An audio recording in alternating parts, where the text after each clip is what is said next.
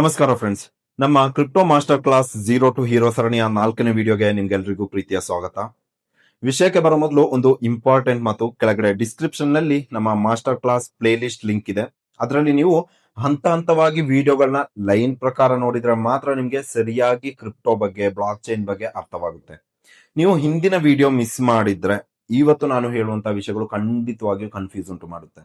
So ಈಗಲೇ ಆ play list check ಮಾಡಿ, 1 by 1 ನೋಡಿ ಕಲ್ತ್ಕೊಳ್ಳಿ. ಮುಂದಿನ ಎಲ್ಲಾ ವಿಡಿಯೋಗಳು ಕೂಡ ಅದೇ crypto master class play list ನಲ್ಲಿ ಬರಲಿದೆ. ಸರಿ, ಇವತ್ತು ಮ್ಯಾಟರ್ ಅಂದ್ರೆ ಬಿಟ್ಕಾಯಿನ್ ಬಿಟ್ಟು ಈ ಸಾವಿರಾರು ಕಾಯಿನ್ಗಳು ಮಾರುಕಟ್ಟೆಗೆ ಯಾಕೆ ಬಂದವು, ಮತ್ತು ಇಥೇರಿಯಂ ಅಂದ್ರೆ ಬರೀ ಹಣನ ಅಥವಾ ಅದಕ್ಕಿಂತ ಹೆಚ್ಚಿನ ಶಕ್ತಿ ಅದಕ್ಕೆ ಇದೆಯಾ, ಇವತ್ತು ಇಂಚಿಂಚಾಗಿ ತಿಳ್ಕೊಳ್ಳೋಣ. ಫ್ರೆಂಡ್ಸ್, ಬಿಟ್ಕಾಯಿನ್ ಅನ್ನೋದು ಕ್ರಿಪ್ಟೋ ಪ್ರಪಂಚದ ರಾಜ. ಈ ರಾಜನನ್ನ ಬಿಟ್ಟು ಮಾರುಕಟ್ಟೆಯಲ್ಲಿರುವಂತಹ ಮಿಕ್ಕೆಲ್ಲಾ ಸಾವಿರಾರು ಕಾಯಿನ್ಗಳನ್ನ ನಾವು ಒಂದೇ ಒಂದು ಹೆಸರಿನಲ್ಲಿ ಕರಿತೀವಿ.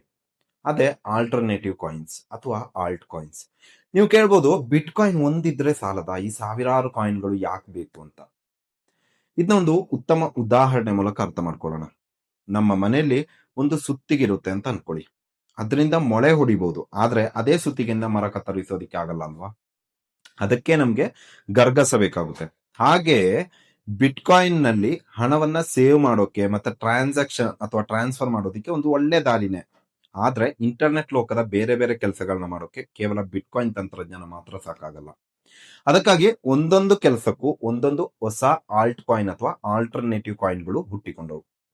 ಉದಾಹರಣೆಗೆ ಸೊಲನಾ ಅನ್ನೋ ಕಾಯಿನ್ ಯಾಕೆ ಬಂತು ಅಂದ್ರೆ, ಬಿಟ್ಕಾಯಿನ್ ಅಲ್ಲಿ ಒಂದು ಟ್ರಾನ್ಸಾಕ್ಷನ್ ಆಗೋದಕ್ಕೆ ಸುಮಾರು 10 ನಿಮಿಷ ಬೇಕಾಗುತ್ತೆ.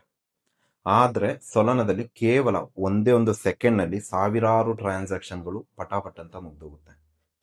ಸೊ ಸೊಲನಾ ಅನ್ನೋದು ಟ್ರಾನ್ಸಾಕ್ಷನ್ ನ ಸ್ಪೀಡ್ ಹೆಚ್ಚಿಸೋಕೆ ಹಾಗೂ ಇನ್ನು ಹಲವು ಉದ್ದೇಶಕ್ಕಾಗಿ ಅದನ್ನ ಬಳಸಲಾಗುತ್ತೆ. ಇನ್ನು ಆಲ್ಟ್ ಕಾಯಿನ್ಗಳಲ್ಲೇ ಅತಿ ದೊಡ್ಡ ಹೆಸರು ಅಂದ್ರೆ ಅದು ಇಥೇರಿಯಂ.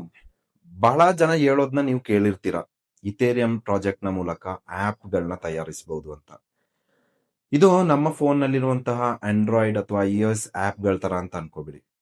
ಇವುಗಳನ್ನ ಡ್ಯಾಪ್ಸ್ ಅಥವಾ ಡಿಸೆಂಟ್ರಲೈಸ್ಡ್ ಆಪ್ಸ್ ಅಂತ ಕರೀತಾರೆ. ಅಂದ್ರೆ ಆಟೋಮೆಟಿಕ್ ಆಗಿ ರನ್ ಆಗುವಂತ ಒಂದು ಅಪ್ಲಿಕೇಶನ್.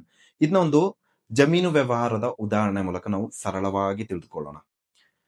ಈಗ ನೀವು ಒಂದು ಜಮೀನ ತಗೋಬೇಕು ಅಂದ್ರೆ ಅದ್ರ ನಡುವೆ ಒಬ್ಬ ಬ್ರೋಕರ್ ಇರಬೇಕು, ರಿಜಿಸ್ಟ್ರೇಷನ್ ಆಫೀಸ್ಗೆ ಹೋಗ್ಬೇಕು, ಲಾಯರ್ ಇರಬೇಕು. ಈಗ ಒಂದು ದೊಡ್ಡ ಪ್ರೋಸೆಸ್ ಇರುತ್ತೆ ಅಲ್ವಾ. ಇಲ್ಲೆಲ್ಲ ನಮ್ಗೆ ಒಬ್ರ ಮೇಲೆ ಒಬ್ರು ನಂಬಿಕೆಯನ್ನು ಇಟ್ಟಿರ್ಬೇಕಾಗಿರುತ್ತೆ. ಅದನ್ನ ಈ ಒಂದು ಇಥೇರಿಯಂ ಬ್ಲಾಕ್ ಚೈನ್ ಮೂಲಕ ಮಾಡೋದಾದ್ರೆ ಯಾವುದೇ ಬ್ಯಾಂಕ್ ಅಥವಾ ಲಾಯರ್ ಬ್ರೋಕರ್ ಇಲ್ದೇನೆ ಆಟೋಮೆಟಿಕ್ ಆಗಿ ಒಂದು ಅಗ್ರಿಮೆಂಟ್ ನ ಮೂಲಕ ನಡಿಬಹುದು. ಇದನ್ನ ಸ್ಮಾರ್ಟ್ ಕಾಂಟ್ರಾಕ್ಟ್ ಅಂತ ನಾವು ಕರಿತೀವಿ. ಇಲ್ಲಿ ಕಂಡೀಷನ್ ತುಂಬಾ ಸಿಂಪಲ್. ಯಾವಾಗ ಜಮೀನ್ ಪತ್ರ ನಿಮ್ಮ ಹೆಸರಿಗೆ ಬರುತ್ತೋ ಆವಾಗ್ಲೇ ನೀವು ನಿಮ್ಮ ಹಣ ಆ ಒಂದು ಜಮೀನನ್ನ ಮಾರಿದವನ ಅಕೌಂಟ್ಗೆ ಹೋಗುತ್ತೆ. ಇದನ್ನ ಕಂಪ್ಯೂಟರ್ ಕೋಡಿಂಗ್ ಪಕ್ಕ ಕರೆಕ್ಟ್ ಆಗಿ ಮಾಡಿಕೊಡುತ್ತೆ. ಇಲ್ಲಿ ಮನುಷ್ಯರ್ಗಿಂತ ಹೆಚ್ಚಾಗಿ ತಂತ್ರಜ್ಞಾನ ಕೆಲಸ ಮಾಡೋದ್ರಿಂದ ಯಾರು ಕೂಡ ಮೋಸ ಮಾಡೋದಿಕ್ಕೆ ಅಥವಾ ಅಗ್ರಿಮೆಂಟ್ ಬದಲಾಯಿಸೋದಿಕ್ಕೆ ಸಾಧ್ಯನೇ ಇಲ್ಲ. ಇನ್ನು ಬಹಳ ಜನರಿಗೆ ಒಂದು ಕನ್ಫ್ಯೂಷನ್ ಇದೆ, ಈ ಸ್ಮಾರ್ಟ್ ಕಾಂಟ್ರಾಕ್ಟ್ ಅಂದ್ರೆ ಏನು, ಡ್ಯಾಪ್ಸ್ ಅಂದ್ರೆ ಏನು ಅಂತ. ಇದನ್ನೊಂದು ಕಾರ್ನ ಉದಾಹರಣೆ ಮೂಲಕ ತಿಳ್ಕೊಳ್ಳೋಣ, ಅವಾಗ ತುಂಬಾ ಸಿಂಪಲ್ ಆಗಿ ನಿಮ್ಗೆ ಅರ್ಥ ಆಗುತ್ತೆ. ಸ್ಮಾರ್ಟ್ ಕಾಂಟ್ರಾಕ್ಟ್ ಅಂದ್ರೆ ಇಂಜಿನ್ ಇದ್ದಂತೆ. ಇದು ಬ್ಲಾಕ್ ಚೈನ್ ನ ಒಳಗಡೆ ಇರೋ ಪವರ್ಫುಲ್ ಕೋಡಿಂಗ್. ಇದು ಕಣ್ಣು ಕಾಣಿಸಲ್ಲ, ಆದ್ರೆ ಎಲ್ಲಾ ಕೆಲಸವನ್ನ ಇದೇ ಮಾಡುತ್ತೆ. ಇನ್ನು ಡ್ಯಾಪ್ಸ್ ಅಂದ್ರೆ ಸಂಪೂರ್ಣ ಕಾರ್ ಇದ್ದಂತೆ. ಸ್ಮಾರ್ಟ್ ಕಾಂಟ್ರಾಕ್ಟ್ ಅನ್ನೋ ಎಂಜಿನ್ ಮೇಲೆ ನಾವು ಬಿಲ್ಡ್ ಮಾಡೋ ಅಪ್ಲಿಕೇಶನ್ ಅಥವಾ ಅಂದವಾದ ಬಾಡಿ, ಇದನ್ನ ಡ್ಯಾಪ್ಸ್ ಅಂತ ಕರಿತೀವಿ. ಅಂದ್ರೆ ನೀವು ಸ್ಮಾರ್ಟ್ ಕಾಂಟ್ರಾಕ್ಟ್ ಗಳನ್ನ ಒಟ್ಟಿಗೆ ಸೇರಿಸಿ ಜನರಿಗೆ ಬಳಸೋಕೆ ಸುಲಭವಾಗುವಂತೆ ಒಂದು ಅಪ್ಲಿಕೇಶನ್ ರೆಡಿ ಮಾಡಿದ್ರೆ ಅದನ್ನೇ ಡ್ಯಾಪ್ಸ್ ಅಥವಾ ಡಿಸೆಂಟ್ರಲೈಸ್ಡ್ ಡ್ಯಾಪ್ಸ್ ಆಪ್ ಅಂತ ಕರಿತೀವಿ. ಸ್ಮಾರ್ಟ್ ಕಾಂಟ್ರಾಕ್ಟ್ ಇಲ್ದೇನೆ ಡ್ಯಾಪ್ ಕೆಲಸ ಮಾಡಲ್ಲ. ಡ್ಯಾಪ್ ಇಲ್ಲದೆ ಸಾಮಾನ್ಯ ಜನರಿಗೆ ಸ್ಮಾರ್ಟ್ ಕಾಂಟ್ರಾಕ್ಟ್ ಬಳಸೋಕೆ ತುಂಬಾ ಕಷ್ಟ. ಓಕೆ, ಸೊ ಇದನ್ನೆಲ್ಲ ನಾವು ಇಥೇರಿಯಂ ಪ್ರಾಜೆಕ್ಟ್ ನ ಮೂಲಕ ಮಾಡಬಹುದು. ಇದೇ ಕಾರಣಕ್ಕೆ ಇಥೇರಿಯಂ ಇವತ್ತು ಇಡೀ ಕ್ರಿಪ್ಟೋ ಲೋಕದ 2ನೇ ಅಧಿಪತಿಯಾಗಿ ಬೆಳೆದಿರುವಂತದ್ದು.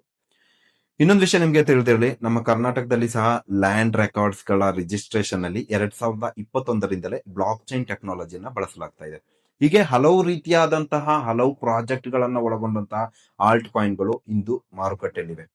ಮುಂದಿನ ದಿನಗಳಲ್ಲಿ ಬೇರೆ ಬೇರೆ ಆಲ್ಟ್ ಕಾಯಿನ್ಗಳ ಬಗ್ಗೆ ಮತ್ತೆ ಅದರ ಉಪಯೋಗಗಳ ಬಗ್ಗೆ ತುಂಬಾ ಸಿಂಪಲ್ ಆಗಿ ತಿಳಿಸ್ಕೊಡ್ತೀನಿ. ಇನ್ನು ಬಿಟ್ ಕಾಯಿನ್ ನಂಬರ್ 1, ಇಥೇರಿಯಂ ನಂಬರ್ 2 ಅಂತ ಯಾರು ನಿರ್ಧಾರ ಮಾಡ್ತಾರೆ ಅಂತ ಒಂದು ಡೌಟ್ ನಿಮ್ಗೆ ಇರ್ಬೋದು. ನೋಡಿ, ಇದು ಕೇವಲ ಕಾಯಿನ್ ಬೆಲೆ ಮೇಲೆ ನಿರ್ಧಾರ ಆಗಲ್ಲ. ಇದನ್ನ ಲೆಕ್ಕ ಹಾಕೋಕೆ ಮಾರ್ಕೆಟ್ ಕ್ಯಾಪ್ ಮತ್ತೆ ಕಾಯಿನ್ ಸಪ್ಲೈ ಅನ್ನೋ ಒಂದು ಲೆಕ್ಕಾಚಾರ ಇರುತ್ತೆ. ಇದ್ರ ಬಗ್ಗೆ ನಾನು ಮುಂದಿನ ವಿಡಿಯೋಗಳಲ್ಲಿ ಖಂಡಿತವಾಗಿಯೂ ತುಂಬಾ ಕ್ಲಿಯರ್ ಆಗಿ ತಿಳಿಸ್ಕೊಡ್ತೀನಿ. ಆ ವಿಡಿಯೋ ನೀವು ನೋಡಿದ್ಮೇಲೆ ನಿಮ್ಗೆ ಕ್ರಿಪ್ಟೋ ಮಾರುಕಟ್ಟೆ ಒಂದು ಅಸಲಿ ಮ್ಯಾಜಿಕ್ ನೀವು ಅರ್ಥ ಮಾಡ್ಕೋತೀರಾ. ಓಕೆ, ಇವತ್ತು ನಾವು ಇಥೇರಿಯಂ ಬಗ್ಗೆ, ಆಲ್ಟ್ ಕಾಯಿನ್ ಗಳ ಬಗ್ಗೆ ತಿಳ್ಕೊಂಡಿದೀವಿ. ಇನ್ನು ವಿಡಿಯೋ ಮುಗಿಸೋ ಮುನ್ನ ಒಂದು ಮುಖ್ಯವಾದ ವಿಷಯ, ಕ್ರಿಪ್ಟೋ ಮಾರುಕಟ್ಟೆಯ ಲೇಟೆಸ್ಟ್ ಅಪ್ಡೇಟ್ ಗಳನ್ನ ತಿಳಿಯೋಕೆ ನಮ್ಮ ಟೆಲಿಗ್ರಾಮ್ ಚಾನೆಲ್ ಮತ್ತು ಟೆಲಿಗ್ರಾಮ್ ಗ್ರೂಪ್ಗೆ ಈಗಲೇ ಜಾಯ್ನ್ ಆಗ್ಬೋದು. ಹಾಗೆ ನನ್ನ ಇನ್ಸ್ಟಾಗ್ರಾಮ್ ಅಕೌಂಟ್ ಅನ್ನು ಕೂಡ ಫಾಲೋ ಮಾಡಿ. ಈ ಎಲ್ಲಾ ಲಿಂಕ್ಗಳು ಕೆಳಗಡೆ ಡಿಸ್ಕ್ರಿಪ್ಷನ್ ಅಲ್ಲಿ ನಿಮ್ಗಾಗಿ ಕೊಟ್ಟಿದ್ದೀನಿ. ಸೊ ಫ್ರೆಂಡ್ಸ್, ಇವತ್ತು ನೀವು ಆಲ್ಟ್ ಕಾಯಿನ್ಗಳು ಯಾಕೆ ಇವೆ ಮತ್ತೆ ಇಥೇರಿಯಂನ ಅಸಲಿ ಉದ್ದೇಶ ಏನು ಅಂತ ತಿಳ್ಕೊಂಡಿದ್ದೀರಾ. ಪ್ಲೇ ಲಿಸ್ಟ್ ಚೆಕ್ ಮಾಡಿ, ಹಳೆ ವಿಡಿಯೋಗಳನ್ನ ಲೈನ್ ಪ್ರಕಾರ ನೋಡಿ. ಆದ್ರೆ ಮಾತ್ರ ನಿಮ್ಗೆ ಈ ಒಂದು ಕ್ರಿಪ್ಟೋ ಮಾಸ್ಟರ್ ಕ್ಲಾಸ್ ಸಂಪೂರ್ಣವಾಗಿ ಅರ್ಥ ಮಾಡ್ಕೊಳ್ಳೋದಕ್ಕೆ ಸಾಧ್ಯ. ಮುಂದಿನ ವಿಡಿಯೋಗಳಲ್ಲಿ ನಾವು ಸ್ಟೇಬಲ್ ಕಾಯಿನ್ ಅಂದ್ರೇನು, ಕ್ರಿಪ್ಟೋ ಬೆಲೆ ಏರಿಳಿತ ಆದ್ರೂ ಕೆಲವು ಕಾಯಿನ್ಗಳ ಬೆಲೆ ಮಾತ್ರ ಯಾಕೆ ಚೇಂಜ್ ಆಗೋದಿಲ್ಲ ಅನ್ನೋದನ್ನ ತಿಳಿಸ್ಕೊಡ್ತೀನಿ. ಮಿಸ್ ಮಾಡದೆ ನೋಡಿ. ಇನ್ನು ಈ ವಿಡಿಯೋ ಇಷ್ಟ ಆಗಿದ್ರೆ ಲೈಕ್ ಮಾಡಿ, ಸಬ್ಸ್ಕ್ರೈಬ್ ಮಾಡಿ, ಮತ್ತೆ ನಿಮ್ಮ ಫ್ರೆಂಡ್ಸ್ಗೆ ಶೇರ್ ಮಾಡಿ ಅಂತ ಹೇಳ್ತಾ ಮುಂದಿನ ಭಾಗದಲ್ಲಿ ಸಿಗೋಣ. ಧನ್ಯವಾದಗಳು.